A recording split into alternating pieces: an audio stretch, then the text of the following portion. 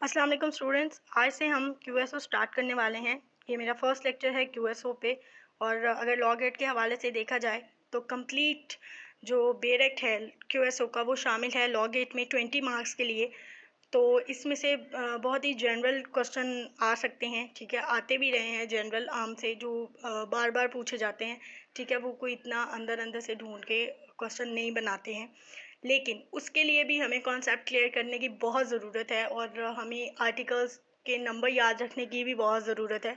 तो मेरी कोशिश होगी मैं वैसे आप लोगों को करवाऊँ जिससे आसानी से आप लोगों को आर्टिकल्स भी याद हो जाएं और आप लोगों के कॉन्सेप्ट भी क्लियर हो जाए। आज का लेक्चर बेसिक इन्फॉर्मेशन या जनरल इन्फॉर्मेशन पे है क्यूएसओ की, और उसका जो मकसद है आप लोगों को तैयार करना है ज़हनी तौर पे क्यूएसओ को पढ़ने के लिए, और आप लोगों को फेमिलियर करवाना है बेरेक्ट के साथ, ठीक है।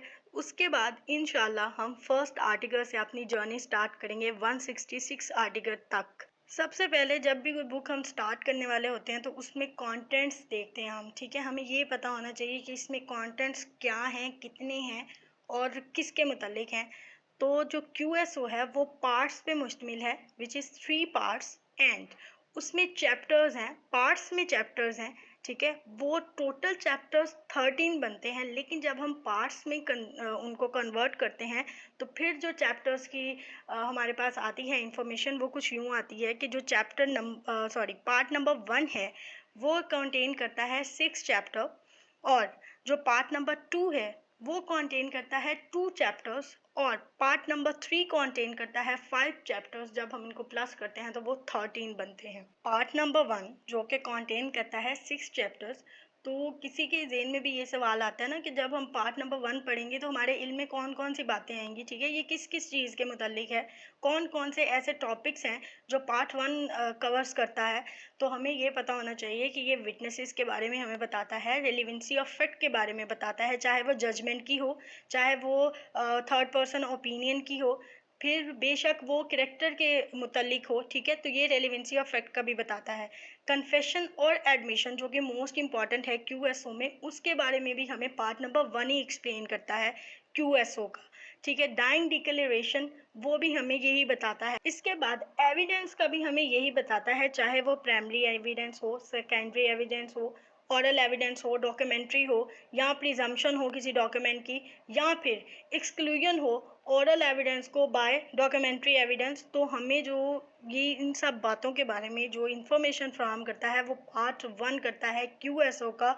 और जो पार्ट 1 है क्यूएसओ का वो आर्टिकल नंबर 1 से लेके आर्टिकल नंबर 110 तक है। अब आ जाते हैं पार्ट 2 पे, और इसमें 2 चैप्टर्स हैं, 6 आर्टिकल्स हैं। जो पहले 3 जो है आर्टिकल हैं 111 से लेके 113 तक, वो हमें ऐसे फैक्ट्स के बारे में बताते हैं जिनको साबित करना ज़रूरी नहीं है। और जो उसके बाद 3 है यानी कि 114 से 116 तक, वो हमें एस्टोपल के बारे में इंफॉर्मेशन देते हैं। नेक्स्ट है पार्ट नंबर 3 जिसमें 5 चैप्टर्स हैं। जब हम इसको पढ़ते हैं तो हमारे इल्म में आता है कि बर्डन ऑफ प्रूफ किस पे है, ठीक है। बच्चे की कानूनी हैसियत हमने कैसे मुतय्यन करनी है, मोड ऑफ एग्जामिनेशंस क्या है और हमने एग्जामिनेशन करनी कैसे है, ठीक है। हॉस्टाइल विटनेस है तो इम्पीचमेंट ऑफ विटनेस कैसे करनी है, ठीक है। अगर इम्प्रॉपर एडमिशन है तो उसके बाद हमने क्या करना है, और अगर कोई जो एविडेंस है वो मॉडर्न डिवाइस के ज़रिए हमारे पास अवेलेबल है तब हमने क्या करना है, और अपनी किसी बात को सच साबित करने के लिए हमने हलफ किस चीज़ पे और कैसे लेना है।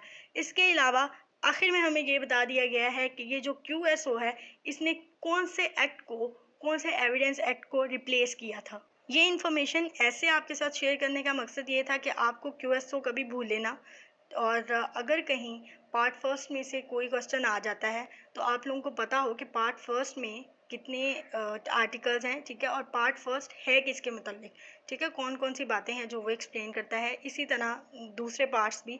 तो आप लोगों की आसानी के लिए इसको मैंने पहले एक्सप्लेन कर दिया ताकि आप लोगों को आइडिया हो जाए क्यूएसओ में हम पढ़ने के वाले हैं। अब मैं क्यूएसओ स्टार्ट करने वाली हूँ प्रियम्बल से आर्टिकल नंबर 1 तक, क्योंकि उसमें कुछ ऐसी इन्फॉर्मेशन है जो इंपॉर्टेंट एमसीक्यूज भी हैं और वो जानना क्यूएसओ पढ़ने से पहले बहुत ज़रूरी है। क्यूएसओ कानूनी शहादत ऑर्डर 1984, ठीक है। सबसे पहले आप लोगों ने ये बात याद रखनी है कि जो ऑर्डर है वो हमेशा प्रेसिडेंट पास करता है।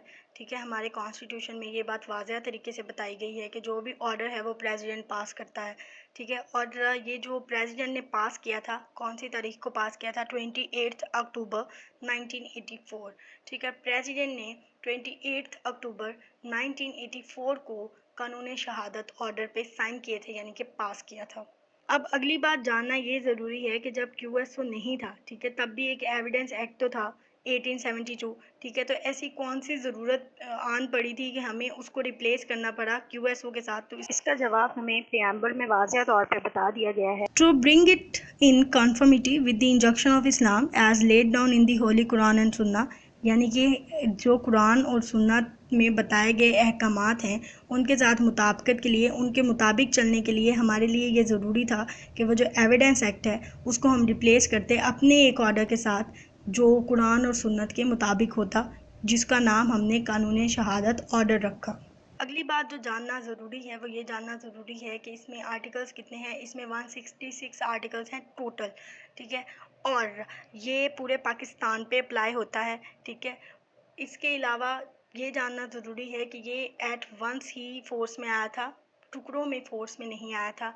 फिर ये जानना ज़रूरी है कि ये अप्लाई कहाँ कहाँ होता है। तो ये ऑल प्रोसीडिंग पे अप्लाई होता है, चाहे वो मार्शल लॉ की हो, चाहे वो ट्रिब्यूनल हो। ठीक है, लेकिन ऐसी जो प्रोसीडिंग जो आर्बिट्रेटर के हवाले से हैं या फैमिली कोर्ट्स की प्रोसीडिंग है उस पर ये अप्लाई नहीं होता। तो ये एमसीक्यू बन सकता है कि क्यूएसओ कौन सी प्रोसीडिंग पे अप्लाई नहीं होता। तो आप लोगों ने याद रखना है, फैमिली कोर्ट्स की प्रोसीडिंग पे भी अप्लाई नहीं होता और आर्बिट्रेटर की प्रोसीडिंग पे भी अप्लाई नहीं होता।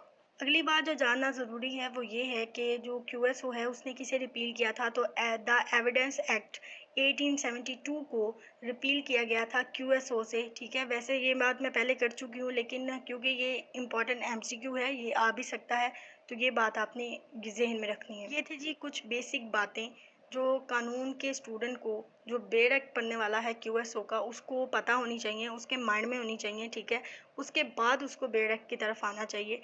पहले आप ये याद करें, उसके बाद बेड एक्ट पे जाएं, ताकि आप लोगों को बेड एक्ट पढ़ना आसान लगे। ठीक है, आप उसके साथ फेमिलियर हो जाएं और इजी रहे आपके लिए। ये था आज का हमारा लेक्चर और मैं उम्मीद करती हूँ कि आप लोगों को समझ आई होगी और आप लोग ज़हनी तौर पे तैयार हो गए होंगे कि क्यूएसओ क्या है, हमने क्या पढ़ना है और कैसे पढ़ना है।